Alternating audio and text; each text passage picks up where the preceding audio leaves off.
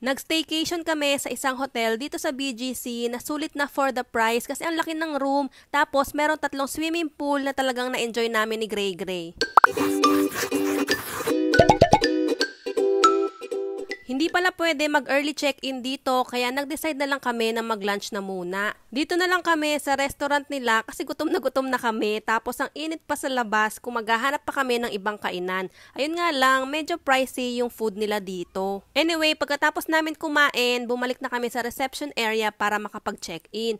Dito nga pala kami nagstay sa F1 Hotel and binook namin to sa Klook. Pwede nyo gamitin ang code na WITHATZN5 off para mas makadiscount kayo. May binayaran kaming security deposit pero refundable naman yon. Pagpasok namin sa room, nagulat kami kasi ang laki pala nitong nabook namin na room. Unahin na natin tong CR na napakalinis at enough naman yung space. Ito yung sa may sink area, meron na din dyang hair dryer, dental kit at syempre yung mga tuwalya, tapos ito naman yung shower area. Tingnan nyo naman kung gaano kalawak yung space dito sa loob ng kwarto. Sa isang side, may malaking cabinet, dito nakalagay yung hanger, syempre sabitan ng damit, may flashlight, SDB, and drawers for more storage, tapos merong timbangan sa ilalim.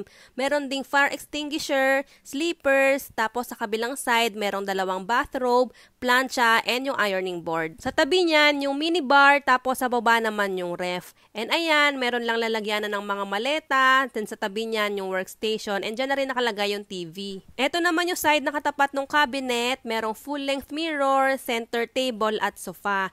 Tapos, eto na yung kama, and syempre, may 2 side table sa magkabilang gilid. Meron ding bintana, and eto naman yung view namin sa kwarto. Pinatulog muna namin si Gray Gray, tas pagising niya, pumunta na kami agad sa swimming pool kasi excited na mag-swimming itong batang to. Merong 3 pool dito na kahit medyo maliit lang yung 2 pool, hindi naman crowded considering na weekend to. Sakto to sa init ng panahon, ang sarap mag-swimming, pero mas masarap to kapag may kasamang chicha kaya nag-order kami dito sa snack bar nila. Umahon muna ako saglit para makakain pero etong si Gray Gray ayaw talagang magpaawat, gusto niyang mag-swimming. Kahit nga nagsiswimming yung daddy niya dun sa lap pool, talagang niyaya niya kaya no choice naman tong si daddy niya. Pumunta siya dun sa isang pool para mabantayan si Gray Gray. Hindi na kami masyado nakapag-video at ginabi na rin kami kaya nagmadali na kaming lumabas para maghanap ng makakainan. Habang naglalakad nga kami dito sa may BGC, naalala na naman namin ng Hong Kong kasi parang ganito yung vibes. Nakita nga rin pala namin itong sikat na malaking screen at amazed naman si Gray Gray lalo na nung lumabas yung pusa kaya ayan nag-video kami. Medyo nahirapan kami maghanap ng makakainan kasi halos lahat ng restaurants ang daming tao.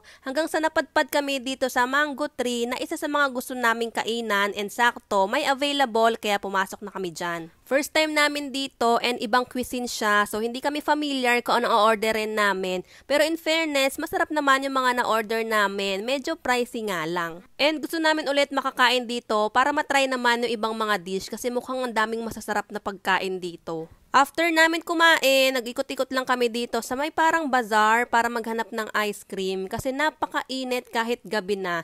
Tas ayun lang, bumalik na rin kami agad sa hotel pagkatapos.